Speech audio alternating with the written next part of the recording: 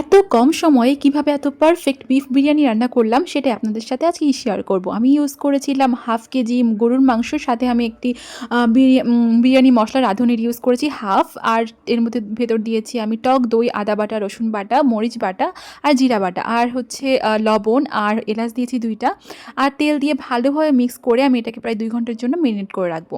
এখন হচ্ছে আমি প্রায় 1.5 কাপের মতো হচ্ছে পেঁয়াজ দিয়ে ভালোভাবে ভেজে বেরেস্তা মতো করে নিয়েছি, আর হাফ উঠিয়ে রেখে দিব এটা পরে ডেকোরেশনের জন্য, এবং বাকিটা বেরেস্তার মধ্যেই আমি হচ্ছে মাংসটা দিয়ে এটাকে ভালোভাবে কষায় নিব। কষানো প্রপারলি হয়ে গেলে এবার আমি ইউজ করব ঝটপট হওয়ার জন্য প্রেশার কুকারে গরম পানি ইউজ করবো যাতে খাবারের টেস্টটাও ভালো আসে।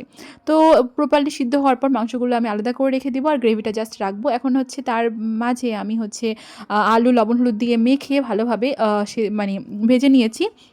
প্রায় 50% সিদ্ধই এখানে করে ফেলবো। এখন হচ্ছে গ্রেভির মধ্যে আমি হচ্ছে ধুয়ে রাখা যে পানি ঝরানো চাল দিয়ে ভালোভাবে ভেজে এটাকে প্রেশার কুকারের মধ্যে রাইস কুকারের মধ্যে নিয়ে রাখবো, আর এর ভিতরে আমি হচ্ছে গুঁড়া দুধও দিব, আর হচ্ছে পানি ইউজ করব চালের ডাবল।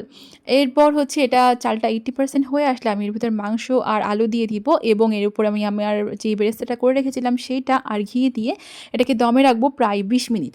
তো হয়ে গেল আমার পারফেক্ট ঝরঝরা বিরিয়ানি ঝটপট। এটা হচ্ছে আপনারা ইউজ করে দেখেন যে খুবই পারফেক্ট হয়, খুবই মজা লাগে। সাথে ছিল কোক আর সালাদ। তো এটাই ছিল আমার আজকের ভিডিও। ভালো লাগলে অবশ্যই কমেন্ট করতে ভুলবেন না।